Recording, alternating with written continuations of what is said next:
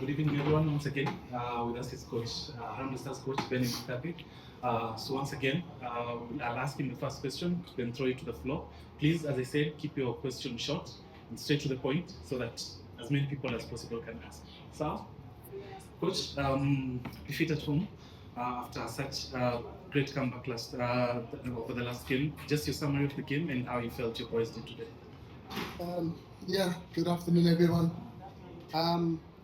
As a coach, you can never be proud enough of your team when they put up a performance like that against an experienced Gabonese team. I thought, we started really well.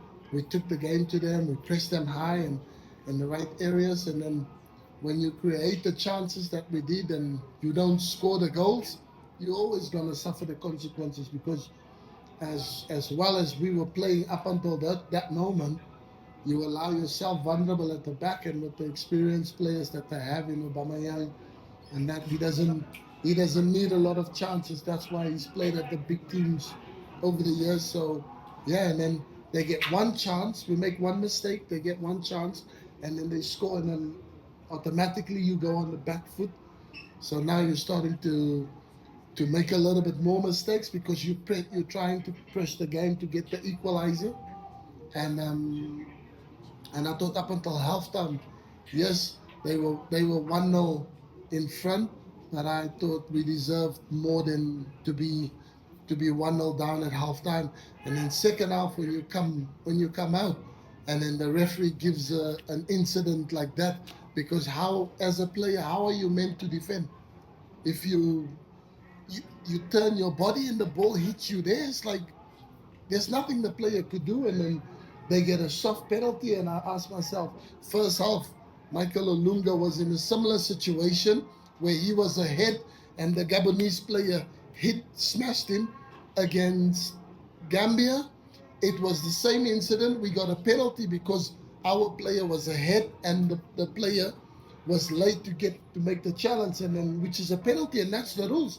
He doesn't give it, and then he gives a soft penalty. So when you go 2-0 down, then it becomes really difficult, because now their antics, they go down, they have cramps. The goalkeeper is injured the whole game, but he's still on the pitch. So then you play that tactic so that you disrupt the play of the game, so that we don't get into the game. But like I said, I'm super proud of my players. Very proud for the fight, for the spirit. They showed what Kenyans is about. Even when you're down, when things doesn't go your way, you never give up, and you keep trying, and they keep pushing, and they played some beautiful football, and we got the goal. And then you think, oh, maybe it's Gambia all over again. We can get the 2-2, and then with the amazing crowd that we had, we can get to 3-2. But unfortunately, it wasn't to be, because the referee didn't favor us today. Nothing went our way. So they had 12 players, 12 men. They were decent, but they had a lot of support from the officials, because everything went against us. And when it is like that, it's difficult for a team to win, or to come back, or to try anything in the game, when it is so complicated, when the referees are not justifying the game. So, yeah. I'll open up the floor for questions. So name, media house, and relying on him, and if so, how are you going to solve that? I don't think that's a very fair question, to be honest. You say that we waste the chances. It's football. He was just unfortunate against Gambia. He got a header. Happens. I was a striker. I used to miss a lot of chances, but when you score one goal, you're the hero. But people forget the 5-6 chances. So I don't think that question was pretty fair, or that you say that what is done for the country, what is done as a player. Yes, we need to breed new young players coming in, and we are doing that. But it's only my second game. I've only been here not so long, so it's going to be a process.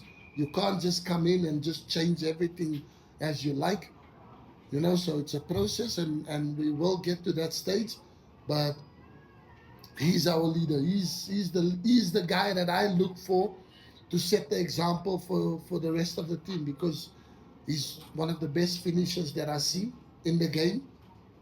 And if there's players showing themselves and they prove to be better than him, they will play. But unfortunately, he's the best we've got. So he will be there, and I will be angry if he doesn't get the chances or he missed the chances.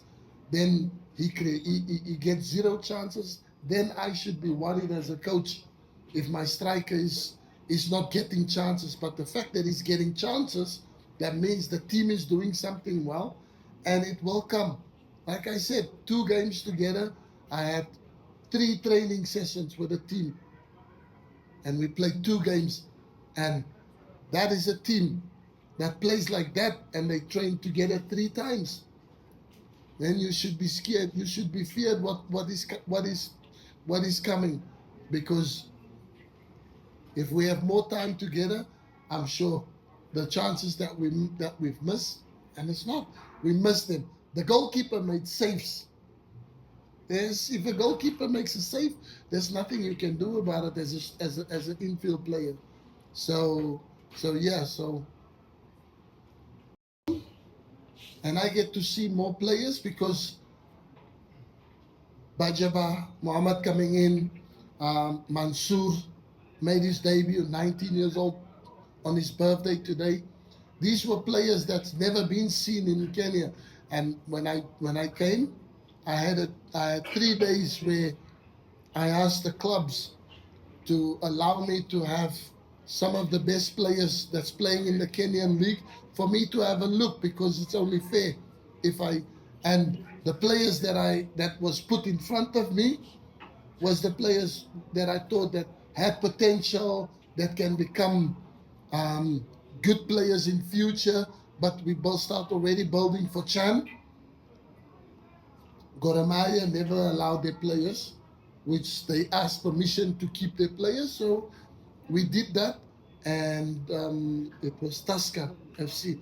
They've also asked not to release their players. So that was all good and well, but I'm not going to select players I don't know anything about. And that is the reason why you see there's no players from Goremaya in the team or that, because I didn't have an opportunity to see them, and based on someone else's valuation, coach, this is a good player. Man.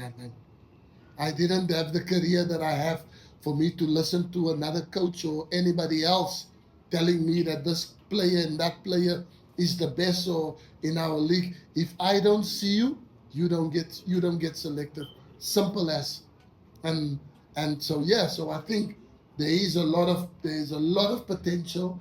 There's a lot of quality young players in this country, and I'm going to be around to go and visit teams and see players training for their clubs, and then also have the opportunity to invite them to have mini camps so I can see for myself which players. And Mohamed Bajaba is prime example. In 3 days, I saw there was something, called him up and thought, no, if you put him with experienced players, I'm sure he's got improvement, and didn't improve everybody now. So those are the things. If I don't see you, good luck. And then you play on a Thursday night, and then we had a chartered flight, which we are forever grateful to the Federation for organizing, the president and stuff. But it was still an incredible long journey for the players, because we got back to Kenya the following day only. And so it was exhausting. It was exhausting, but I don't want that to be an excuse for the reason why we didn't win or we lost today. We gave everything we had. They were experienced more than us. I think them as a team, they had more togetherness than what we had. I've only been here a very short while, and there's so much you can try and change, but you're never gonna get how you really want to be or where you want to be in only 1 week with the team. So it was difficult, and we are grateful for the support, the people of Kenya that came out to support. Wow, this was the most memorable experience I've experienced, even in my time playing as a player, playing in Europe. This was what Africa should be about. It was just beautiful, but unfortunately we couldn't give the fans that joy, to give them a win, something to celebrate. But what we can promise is we will improve, we will get better, and they will have a team that they can be very proud of.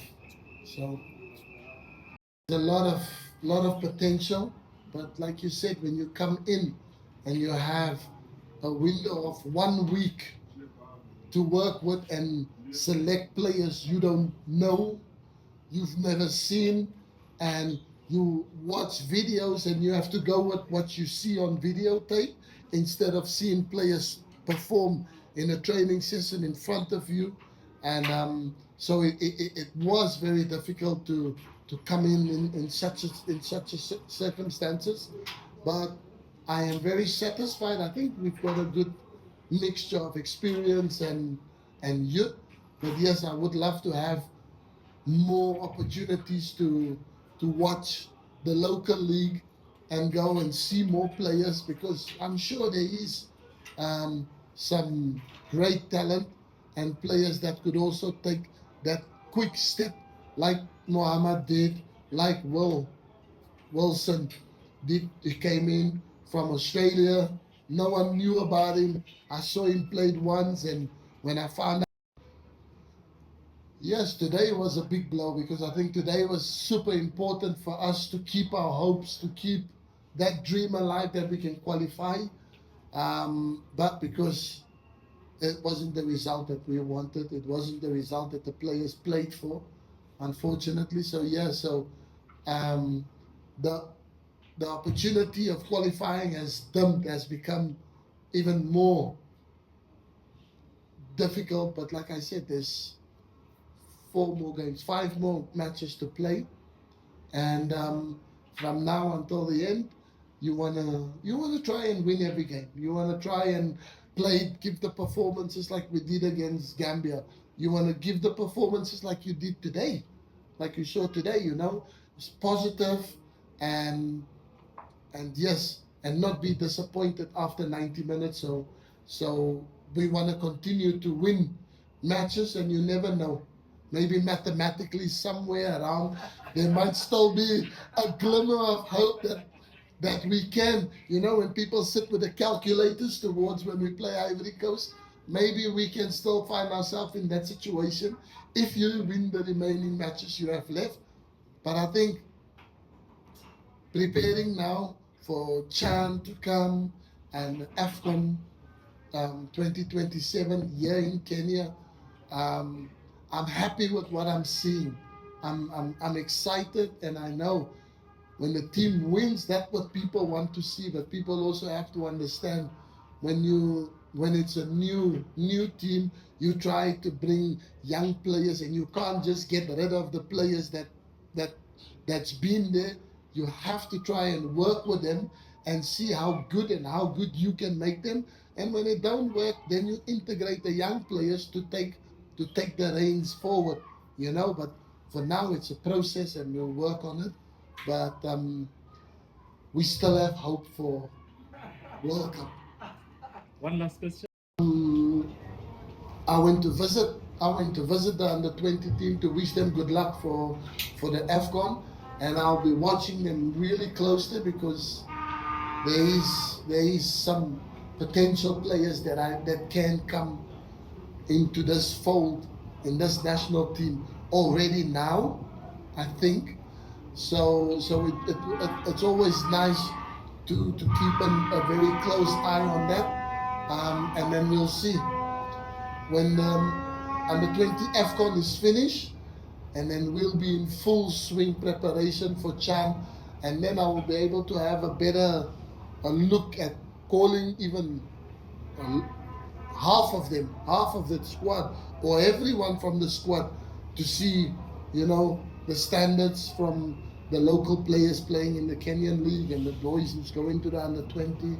So it will be a nice pool of players to have and prepare and see what we can do with Chan. But I am watching the under 20 team very closely, because I took Mansour from the under 20s from the camp. I went to watch one training session and I thought, that talent, he should be in, and he's here. He made his debut today. So I will be doing exactly the same when I have more time to watch and monitor the under 20 team, and then I'll be selecting the best that should be representing Kenya. There's an under 20 team that is currently preparing for AFCON, that is next month. From where you sit and from where most of the fans of Kenya sit, they feel like this team should be one of the, most of the players need to transition to the 2027 AFCON squad. Maybe, are you close to this team, knowing exactly the progress of these players, so that maybe when that time arrives, most of these players will be there? Because you've already spoken about Bajaber, Stanley. These are young players who are not given opportunities, but based on their performance, they are excited. Well, I would just like to thank them, because I'm sure many of the players haven't experienced that also. So I'd like to thank Kenyans that came out in their thousands to fill the stadium up, because they made us fall in love with football again. And that we hope that what they saw today, they can be proud of, a representation of what a Kenyan should be, what a Kenyan personality is, and that they saw a little bit glimmers of that on the pitch. And yeah, if they can continue to come whenever we have home matches to support, I will promise you those players will play their hearts out. And if they don't, yeah, no, but I just think the support from the fans is so super important, and how it brings out the best out of the players as well, because when you play in front of such a lively, vibrant fans, then how can you not want to play the best football that you have? And also, if you're not performing, they let you know, because I keep hearing the whistle. So I think the players loved today, and I'm sure that they are very disappointed that we weren't able to give them more than losing 2-1 today. But going forward, it will be much better, and we hope we can have an unbelievable relationship with the fans. From the players' point of view, I will make sure that there is that link between fans would feel closer to the players, and not the players after games get in the showers and away they go. No, players and fans will try and have a nice, because we need your support, and you need us to play the best football also. So, to be proud of being Kenyan. So, yeah. Good. Thank you very much.